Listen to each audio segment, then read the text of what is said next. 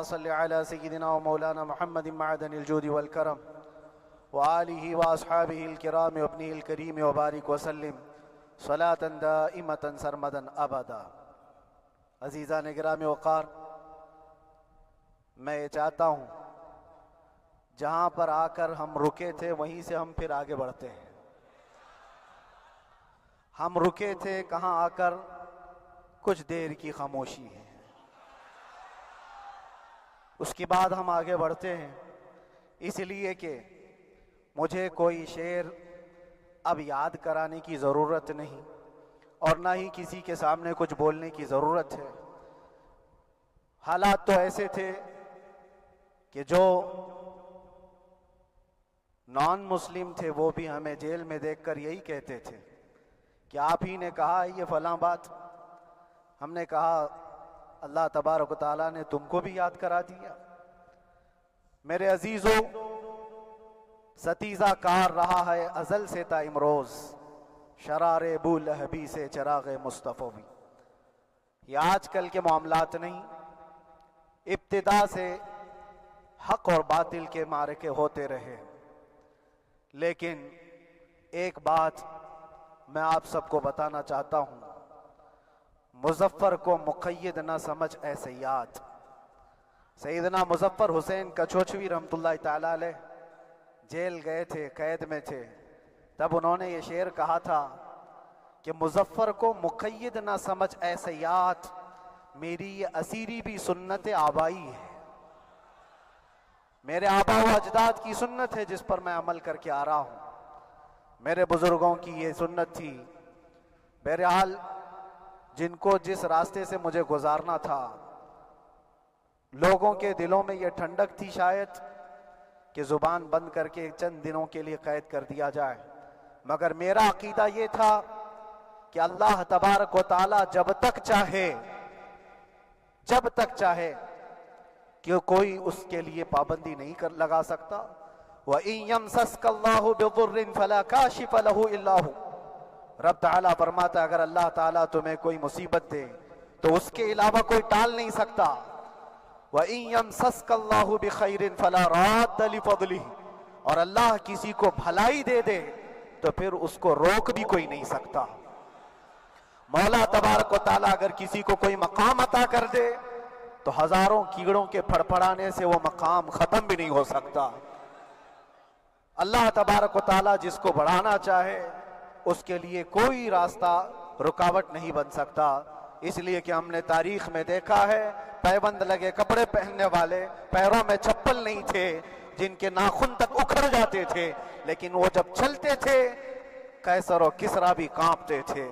جن کا ہی یہ نعرہ تھا ٹل نہ سکتے تھے جنگ میں اگر اڑ جاتے تھے، پاؤں شیروں کے بھی میدان سے اکھڑ جاتے تھے. حق سے سرکش ہوا کوئی تو بگڑ جاتے تھے. ارے تیغ کیا چیز ہے، ہم توپ سے بھی لڑ جاتے تھے.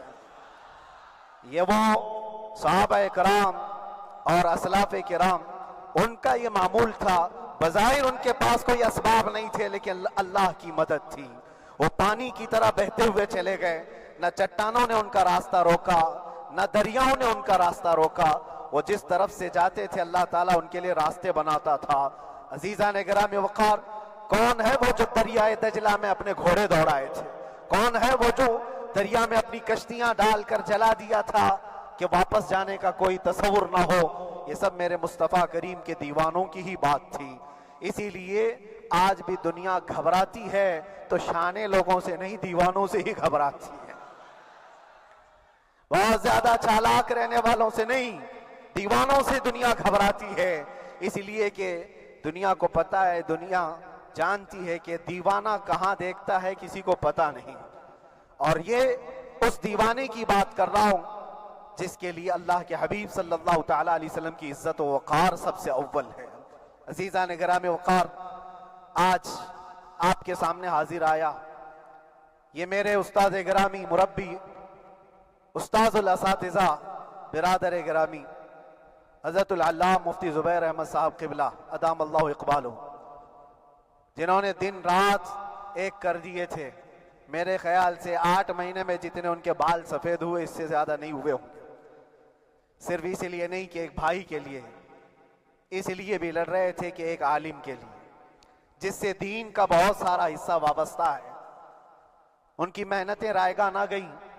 بہت سارے میرے احباب و اقربا، خاص طور پر مدن پورہ اور وکرولی سے، جنہوں نے اپنے گھر بار چھوڑ کر میرے لیے دوڑتے بھاگتے رہے، اللہ رب العزت اس بات کا شاہد ہے، ایک ایک دن اندر میں نے سب کے لیے دعائیں کی ہیں، اور ایسا نہیں کہ کوئی دن بھولا جاتا۔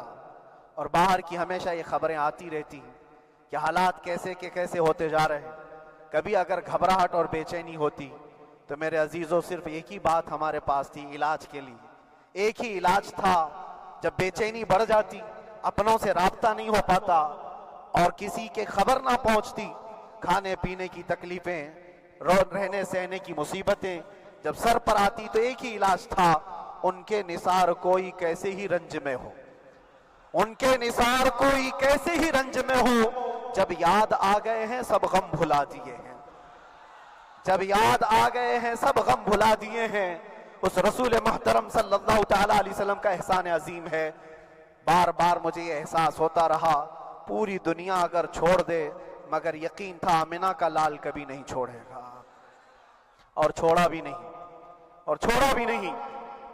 ہر رات جو ہمارا معمول تھا، ہم نے جو دیکھا، ہماری پچھلی زندگی میں ہم نے اتنے عجائبات نہیں دیکھے ہوں گے جو 8 مہینے کے اندر ہم نے دیکھے۔ نبی پاک صلی اللہ تعالیٰ علیہ وسلم کے انعامات و اکرامات، رب تبارک و تعالیٰ کی مدد سے دل مضبوط ہوتا ہے۔ عزیزان گرامی، ہم نے تو وہاں ایسے لوگوں کو دیکھا جو ڈپریشن کا شکار ہو کر کافر بھی ہو گئے، اور حالات سے گھبرا کر کے وہ انکار کر بیٹھے، کوئی خدا نہیں ہے، کوئی مدد نہیں آتی ہے۔ ایسے حالات وہاں دیکھے، لیکن ان حالات میں بھی اللہ تبارک و تعالیٰ کی مدد ساتھ رہی۔ رسول پاک صلی اللہ تعالیٰ علیہ وسلم کا انعام و اکرام یہ تھا کہ جس طرح سے گئے تھے اسی طرح سے واپس بھی آئے، جس طرح سے گئے تھے ویسی واپس آئے، اور نہ میرے مصطفیٰ نے باہر میری عزت میں کمی کی، نہ اندر عزت میں کمی کی، کہیں پر بھی نہیں۔ الحمدللہ، جس شان کے ساتھ رسول پاک صلی اللہ تعالیٰ علیہ وسلم اپنے چاہنے والوں کو رکھتے ہیں، وہ میں نے دنیا میں دیکھا، اور پھر یہ عرض کیا آقا آج آپ کی عزت پر بات کرنے والے کو چاہے وہ 1000 کال کوٹری کے اندر ہو، آپ عزت کے ساتھ بٹھاتے ہیں تو پھر قیامت کے دن اس کی عزت کا کیا حال ہوگا۔ عرش حق ہے مسند رفعت رسول اللہ کی، دیکھنی ہے حشر میں عزت رسول اللہ کی۔ میرے عزیزو، ایک بات کو طے کر کے چلو، انہیں جانا انہیں مانا، نہ رکھا غیر سے کام، للہ الحمد میں دنیا سے مسلمان گیا۔ اس ایک بات میں جو عزت ہے، دنیا کے کسی مقام و منصب اور مرتبے میں عزت نہیں ہے۔ اور حالات دنیا انشاءاللہ میں سناتا رہوں گا۔ اللہ تبارک و تعالیٰ جب تک یہ زبان رکھا ہے حق بولتے رہیں گے اور سناتے رہیں گے، اور بھی حالات آپ کو انشاءاللہ العزیز آگے سناتے رہیں گے۔ لیکن آج خصوصیت کے ساتھ میں جمعہ کے لیے اسی لیے حاضر آیا کہ یہاں کے لوگ پل پل یاد کرتے رہے۔ حضرت مجھے ہر بار خبر دیتے کہ جب نماز سے فارغ ہو کر کے میں نکلوں تو مجھے لوگ پکڑ لیتے، کیا ہوا، اب کیا خبر ہے۔ تو جس قدر آپ کی بے چینی تھی، بے قراری تھی، میرے عزیزو مجھے بھی ملنے کی بے چینی اور بے قراری تھی، لیکن یہ ایک سٹیج تھا جس سے گزارا گیا ہے، ایک مقام تھا جس سے گزارا گیا۔ میں تو ایک نکما آدمی، میں تو ایک کم پڑا ہوا ہوں، لیکن آپ کو بزرگان دین کی اگر تاریخ پتہ ہو، امام اعظم ابو حنیفہ رضی اللہ تعالیٰ عنہ جن کو ناحق جیل میں رکھا گیا تھا، امام موسیٰ کاظم رضی اللہ تعالیٰ عنہ 7 سال تک قید میں رہے۔ یہ کون امام موسیٰ کاظم؟ جن کے دربار میں جانے کے لیے غوث اعظم عبد القادر جیلانی رضی اللہ تعالیٰ عنہ 4 کلومیٹر دور اپنی چپل اتار دیا کرتے تھے۔ امام موسیٰ کاظم کا وہ دربار ہے جن کو باب الحوائج کہا جاتا ہے۔ اس امام کو 7 سال تک بغیر کسی قصور کے قید میں رکھا گیا، اور حد تو یہ ہے کہ اسی قید خانے میں زہر دے کر کے آپ کو مارا گیا ہے۔ آپ کا جنازہ جیل سے نکلا تھا۔ امام احمد بن حنبل جن کو 5 لاکھ حدیثیں یاد ہیں نبی پاک صلی اللہ تعالیٰ علیہ وسلم کی، بغداد کے سرے بازار آپ کو ننگی پیٹھ پر کوڑے مارے گئے۔ آپ کو اندازہ ہے بزرگان دین کی ایک لمبی فہرست ہے۔ جب میں وہاں گیا تھا تو ایک بزرگ کی بڑی یاد آئی، وہ تھے حضرت مجدد الفسانی رضی اللہ تعالیٰ۔ اکبر جیسے ڈکٹیٹر کے سامنے، اس زمانے کے سب سے بڑے ڈکٹیٹر بادشاہ کے سامنے آپ نے حق بات کا اعلان کیا تھا۔ مجدد الفسانی رحمۃ اللہ تعالیٰ علیہ نے فرمایا تھا کہ اسلام نام سے جو دین ہوگا وہ محمد عربی کا لایا ہوا ہی دین ہوگا، کسی اور بادشاہ کا بنایا ہوا نہیں ہوگا۔ اس بات پر آپ کو قید میں ڈالا گیا تھا، 8 سال تک قید میں رکھا گیا۔ 8 سال میں بادشاہ مر بھی گیا، بیٹا بادشاہ بنا، لیکن کسی نے آ کر جہانگیر کے سامنے یہ بات رکھی کہ آپ کے باپ نے جس مولانا کو قید میں ڈالا تھا گوالیار کی جیل میں، 8 سال میں جیل کا نقشہ بدلا ہوا ہے۔ تو بادشاہ نے پوچھا ہوا کیا ہے؟ کہا کہ اس مولانا نے 8 سال میں تقریباً 700 قیدیوں کو عالم بنا دیا ہے۔ درس حدیث، درس تفسیر، قرآن کا علم، نمازیں جماعتوں سے وہاں اس طرح ادا ہوتی ہیں جیسے لگتا ہے گنبد خضرا کی چھاؤں میں ہے۔ رب تبارک و تعالیٰ کا یہ احسان عظیم تھا۔ ان 8 مہینوں میں بحمدہ تعالیٰ میں نے اپنی لائف میں کبھی اتنی امامت نہیں کی تھی جتنی وہاں امامت کیا، اس لیے کہ پابندی نہیں ہو پاتی۔ جب جب امام رہا مسجد میں چھٹیاں ہوا کرتی تھی، ادھر ادھر آنا جانا، لیکن وہاں پر کبھی کسی نماز میں چھٹی نہیں ہوئی۔ اور امامت اللہ تبارک و تعالیٰ کو جہاں لینا ہے وہاں لیتا رہے۔ اور مجھے اس بات کا تھوڑا قلق تھا، 24 سال سے میں تراویح سنا رہا تھا، 24 سال، 24 تراویح ہو چکی تھی، رمضان المبارکہ 24 گزر چکے تھے، 25واں سال تھا، ظالموں نے مجھے رمضان سے پہلے اندر کر دیا۔ بار بار یہ خواہش ہوتی تھی کہ میری تراویح چھوٹنے نہ پائے، 25ویں تراویح ہے، 25ویں محراب ہے، لیکن رب تبارک و تعالیٰ کا احسان، اندر موجود سارے مسلمانوں نے یہ مطالبہ کیا کہ ہم یہاں جماعت سے تراویح قائم کریں گے۔ اور اب تک لوگ الم تری کیف والی تراویح کبھی کبھار پڑھ لیا کرتے ہیں، لیکن سارے لوگوں نے مل کر کے یہ اتفاقاً کہا کہ ہم پورا قرآن آپ سے سننا چاہتے ہیں۔ کیسے کیسے قیدی تھے، کیسے کیسے کرائم والے تھے۔ میں نے کہا آج میں ایک دن پڑھاتا ہوں، ایک پارہ پڑھوں گا، آپ کو اگر لگے تو بتا دینا، بھاری پڑ جائے، کیونکہ لوگ سارے کرمنل ہیں اور کئی طرح کے جرائم کیے ہوئے لوگ ہیں۔ نماز دین سے کہاں زیادہ رشتہ، کہاں ہو سکتا ہے یہ گھبرا کر بھاگ جائیں۔ ایک دن پڑھاؤں گا، اگر آپ کو لگے تو بول دینا، نہیں تو کل سے الحمد للہ۔ پہلے دن تراویح پڑھا ہے، دوسرے دن سارے لوگوں نے کہا آپ نے ایک پارہ پڑھایا ہے، سحری تک بھی پڑھائیں گے تو انشاءاللہ کھڑے رہیں گے۔ یہ جو استقامت، یہ ساری چیزیں دلوں کا جمع ہونا اور ہماری طرف دلوں کو پھیر دینا بغیر اللہ کی مدد کے نہیں ہوتا، رسول پاک صلی اللہ تعالیٰ علیہ وسلم کے کرم و احسان کے بغیر نہیں ہوتا۔ وہ تراویح بھی پڑھتے رہے، تفسیر قرآن بھی سنتے رہے اور قرآن کی تعلیم بھی لیتے رہے۔ پھر مجھے اندازہ یہ ہوا کہ رب تبارک و تعالیٰ کی منشا یہ تھی کہ ہماری تراویح کی محراب کی سلور جبلی جیل کے اندر ہو جائے۔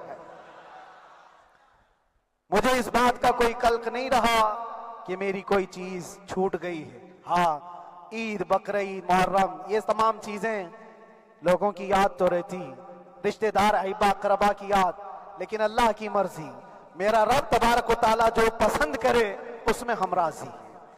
اگر مولا یہ چاہتا ہے کہ میں تنہا پڑھوں تو اس کی رضا میں ہم راضی ہیں، اگر وہ چاہتا ہے کہ مجمع ہزاروں میں ہم نماز ادا کریں تو اس کی مرضی پر ہم قائم ہیں۔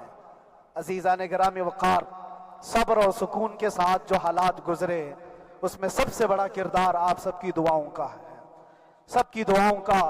مشائخ، سارے پیران اعظام، تمام سلاسل کے اور ہر مسجد کے امام اپنے محراب اور منبر سے جو دعا کرتے رہے، یہ سارا ذخیرہ میرے لیے اتنا بڑا ہے جس کو میں بیان نہیں کر سکتا۔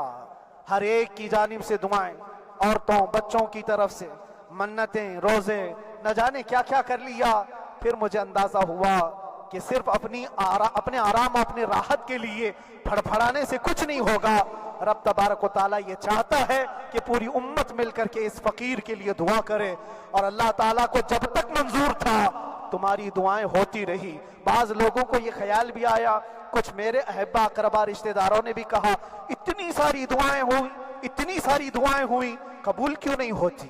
ایک بات یاد رکھو، پوری دنیا مل کر کھڑے ہو کر دعا کرے، اللہ کی قدرت پر کوئی کام کرنا واجب نہیں ہے، اللہ پر کوئی چیز واجب نہیں ہے، اگر وہ اپنے فضل سے عطا کر دے تو اس کا احسان ہے، اس کا احسان ہے۔ اب چاہے وہ سال بھر میں قبول کرے کہ 5 سال میں قبول کرے، ایک بات یاد آتی ہے میرے عزیزو، ہماری قید تو 8 مہینے کی ہوگی، ان بزرگان دین کی قید 8 سال 7 سال، امام محمد بن حسن عسکری 20 سال تک قید میں رہے، 20 سال تک اندر سلاخوں کے پیچھے بند رکھا گیا۔ یہ اہل بیت اطہار ہیں، ائمہ اعظام ہیں، ان کی تکلیفیں دیکھ کر پھر ہماری تکلیف چھوٹی لگتی، اور پھر نبی پاک صلی اللہ تعالیٰ علیہ وسلم کی یاد آتی۔ صرف اس بات کا ہمیں فخر تھا کہ تم نے کبھی چوری کے الزام میں تو نہیں گرفتار کیا، کسی گھناؤنے الزام میں تو نہیں گرفتار کیا، ہاں اگر کسی بات پر گرفتار کیا ہے تو ان سے پوچھو تو اب یہ بولنے میں بھی شرم کرتے ہیں، مولانا کو کیوں گرفتار کیا ہے، مولانا کو کیوں اندر رکھا ہے، شرم آتی ہے بولنے میں، کیونکہ انہوں نے کچھ ایسا بولا تھا جس کو بولنے میں شرم آتی۔ کیا بولا تھا میرے عزیزو؟ یہ ایک الگ کہانی ہے، ابھی میں اس پر کچھ گفتگو نہیں کرتا، اس لیے کہ ہر ایک کو یاد ہو چکی ہے، ہر ایک کو یاد ہے، میں اس کہانی کی طرف نہیں جاتا، لیکن اتنا مجھے آج اس ملک میں رہتے ہوئے احساس ہے کہ ابھی بھی انصاف ختم نہیں ہوا ہے۔ انصاف پوری طرح ختم ہو جائے تو اللہ کا عذاب آ جائے گا، اللہ کا عذاب آ جائے گا۔ چند لوگ نا انصافی کر سکتے ہیں، لیکن پوری کی پورے روئے زمین پر رہنے والے انسان نا انصافی کرے، ایسا نہیں ہوتا۔ ہمارے حق میں سپریم کی طرف سے جو انصاف آیا ہے، ہمارے دل میں اس قدر جگہ ہے آج، اور اس قدر احساس ہے کہ ہمیں یہ اندازہ آج بھی ہوتا ہے کہ چاہے کچھ بھی ہو جائے لیکن انصاف پوری طرح سے مر نہیں سکتا، انصاف پوری طرح سے مر نہیں سکتا۔ یہ ہمارا ملک عزیز ہندوستان کسی خاص آدمی کے ٹھیکیداری میں نہیں ہے، سبھی کا خون شامل ہے یہاں کی مٹی میں، کسی کے باپ کا ہندوستان تھوڑی ہے، ہمارا بھی ہے، آپ کا بھی ہے، سب کا بھی ہے۔ اور میرے عزیزو پتہ نہیں، یہ بھی شاید راحت اندوری صاحب کا شعر ہے، اور اس سے پہلے بھی کچھ بولا تھا وہ بھی ان کا ہی تھا، تو ڈینجر ہی ہوا کرتا ہے۔ اللہ تبارک و تعالیٰ آپ سب پر فضل فرمائے، کرم فرمائے۔ جو چیز خاص طور پر بولنی ہے وہ یہ ہے، ان حالات سے آج جو گھبرائے ہوئے ہیں یہ وہ لوگ ہیں جو عیش پرست ہیں۔ میں کسی کو خاص ٹارگٹ کر کے نہیں کہنا چاہتا، لیکن بہت سارے وہ لوگ جو اثر و رسوخ رکھتے ہیں لیکن وہ آگے آنا نہیں چاہتے، دین اسلام پر حملے ہوں، حضور پاک کی عزت پر حملہ ہو، کسی کو بولنا نہیں، کیونکہ پتہ ہے دیکھو اس مولانا کو کس طرح کی ہے، اسی طرح دوسروں کو بھی کر دیا جائے۔ جو کمفرٹ زون میں بیٹھنے کے عادی ہو گئے وہ اپنا ایریا چھوڑ کر ہٹنا نہیں چاہتے۔ اگر میں کچھ کہوں گا حضور پاک صلی اللہ تعالیٰ علیہ وسلم کی ناموس کے لیے تو میرا عیش خطرے میں آ جائے گا، اکثر کی یہی سوچ ہے۔ میرا تو اپنا دھندا ہے، میرا بزنس ہے، میرے بیوی بچے ہیں، ہو سکتا ہے مولانا کو کسی چیز کی فکر نہیں ہوگی۔ آپ کو میں بتاؤں، آپ کو اندازہ نہیں ہمارے دل میں ہمارے بچوں کی کتنی محبت ہے۔ میرے بھی چھوٹے سے بچے ہیں، جب وہ جیل کی سلاخوں کے سامنے آ کر آنسو بہاتے تھے تو دل پر چھریاں چلتی تھی۔ وہ بچے جو ہمیشہ ہمارے سینے پر سوتے رہے، آج میں ان کو چھو بھی نہیں سکتا۔ جب وہ سلاخوں کے پیچھے کھڑے ہو کر دور سے رو کر کے چلے جاتے 15 منٹ، تو کیا ہمارے دل میں بچوں کی محبت نہیں؟ کیا ہمارے گھر بار نہیں، ہماری بہنیں، ہمارے بھائی، ہماری ماں نہیں؟ کتنے تو دن ایسے ہوئے کہ میری ماں کو دورے پڑتے رہے یاد کے لیے، تو کیا وہ ہمارے اوپر کیفیت نہیں آتی کہ ہم خامخواہ یہ مصیبت کیوں مول لیے؟ میری بیٹی تو جھگڑا کرتی اس بات کو کہ کیوں آپ اکیلے ہو، بہت سارے لوگ ہیں سب کا خیال کرتے ہوئے، لیکن میرے عزیزو یہ ان کی اپنی محبت ہے۔ ایک परिवार اور اس سے زیادہ میرے شاگردوں کی ایک دنیا ہے. کتنے ایسے ہیں میں جانتا ہوں کہ 8 مہینے تک نرم غذا نہیں کھائی میرے ان بچوں نے. میں جانتا ہوں ان کا صرف یہ خیال تھا کہ اندر پتہ نہیں جیل میں آپ کیا کھا رہے ہوں گے. ہم یہاں نرم غذا نہیں کھائیں گے, گوشت مچھلی نہیں کھائی, حالانکہ یہ کوئی چیز تمہارے اوپر واجب نہیں تھی. یہ حالات میں اس لیے بتا رہا ہوں میرے عزیز, کسی کے وہم و گمان میں اگر یہ ہے تو نکال دے کہ میرے آس پاس کچھ نہیں ہے, میں کسی کو چاہتا نہیں, یا میرے ساتھ محبتیں نہیں ہیں. کثرت سے محبت کرنے والے لوگ ہیں میرے پاس.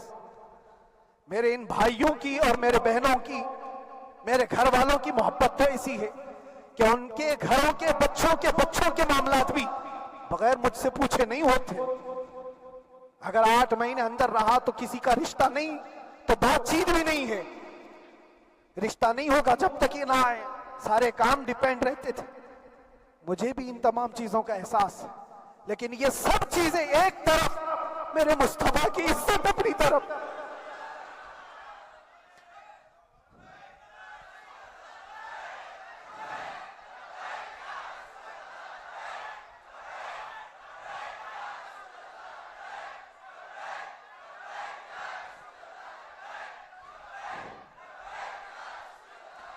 میرے عزیزوں, ہر ایک کے آنسوں کے قطرے میں نے دیکھے, بھائیوں کے, بہنوں کے, میرے پاس ملنے کے لیے میرے جو شاگرد آتے ان کے. یہ اکثر جب جیل کی دیوار پر آ کر کھڑے ہوتے, ان کی آنکھیں لال, یہ آنسو بہاتے 15 منٹ ملاقات کر کے چلے جاتے. آپ کو کیا اندازہ ہے اندر کے حالات ایک دن 1 سال کے برابر لگنے لگتا ہے.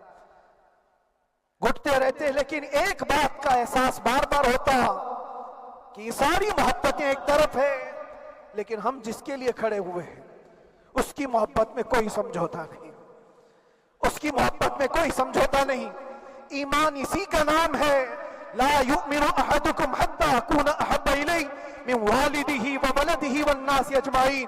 تم میں سے اس وقت تک کوئی پورا مومن نہیں ہو سکتا جب تک کہ اپنی اولاد, اپنے مال دولت, اپنے ماں باپ, سب سے زیادہ اپنے رسول سے محبت نہ کرے. دعا یہی کرتے رہو جب حضور پاک کا معاملہ آئے تو ساری دنیا ایک طرف ہو جائے.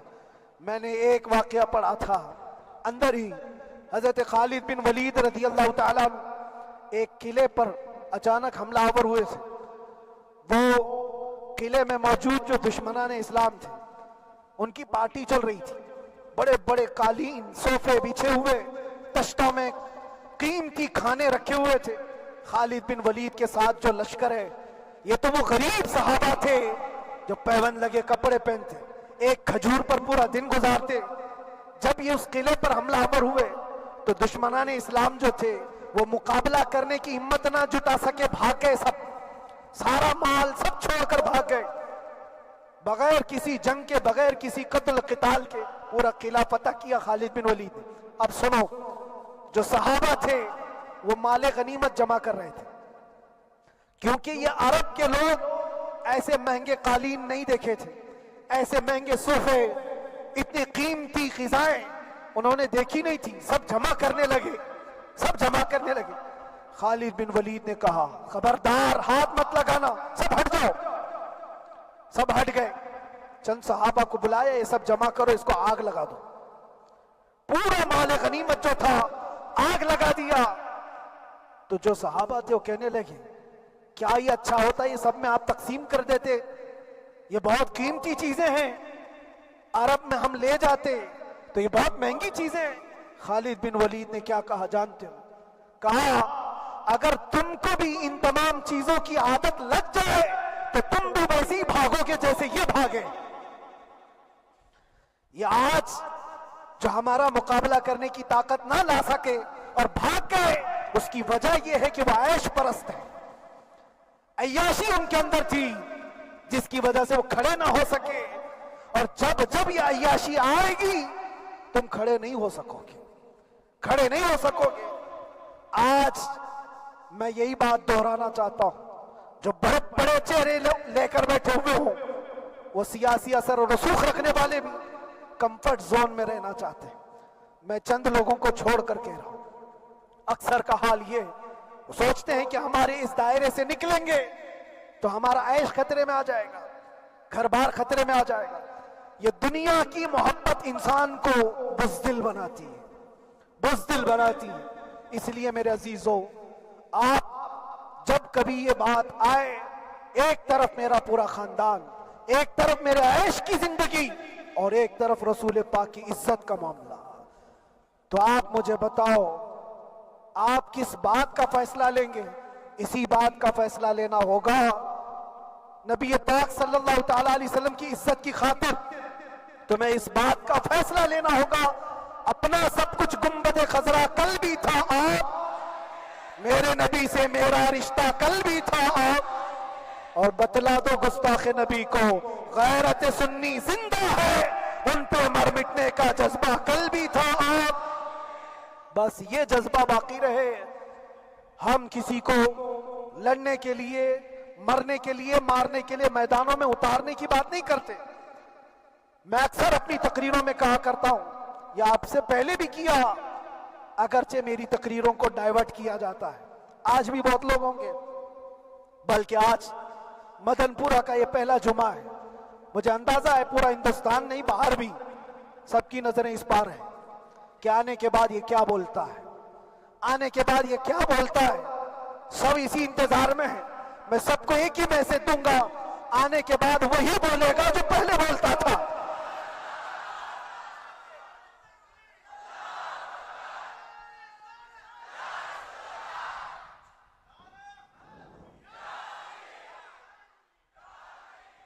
अगर कुछ गलत होता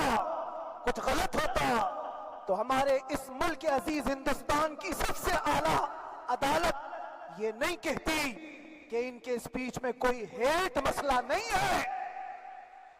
वो हमें अंदाजा है मेरे अजीजों। हाँ, जहां गलती होगी हम भरे ऐलान के साथ कहेंगे कि हमसे ये गलती हो गई, हमसे ये खता हो गई, जुबान फिसल गई। लेकिन जो चीज नहीं है तो अगर तुम जबरदस्ती उसको कहोगे तो ये हम नहीं मानते। हाँ, बस इतनी दुआ मेरे हक में करें कि जितनी भी जिंदगी बाकी है, जितनी जिंदगी बाकी है, अल्लाह तबारक व तआला हुजूर पाक की मोहब्बत और उनकी अजमत की हिफाजत के लिए जीते मरने की तौफीक अता फरमाए। हमारा काम सिर्फ इतना रह गया, जो मैसेज देना था वो हमने दे दिया। अब जो हालात आ रहे हैं मेरे अजीजों, आप सबके लिए भी मैं ये गुजारिश करूंगा, दीन की तरफ आ जाओ, सच्चाई की तरफ आ जाओ, वरना गाजर मूली की तरह कट जाओगे, खत्म हो जाओगे।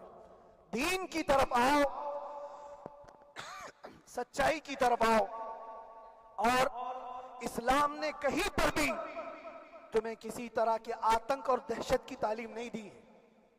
कहीं पर किसी टेररिस्ट की कोई भी ताल्लुकात की, कहीं मुझे कोई बात बता दो, अगर कोई मुसलमान इस तरह की हरकतें कर जाता है जिसको ये लोग बदनाम करते हैं, तो हम समझते हैं उसका इस्लाम से ताल्लुक नहीं होगा।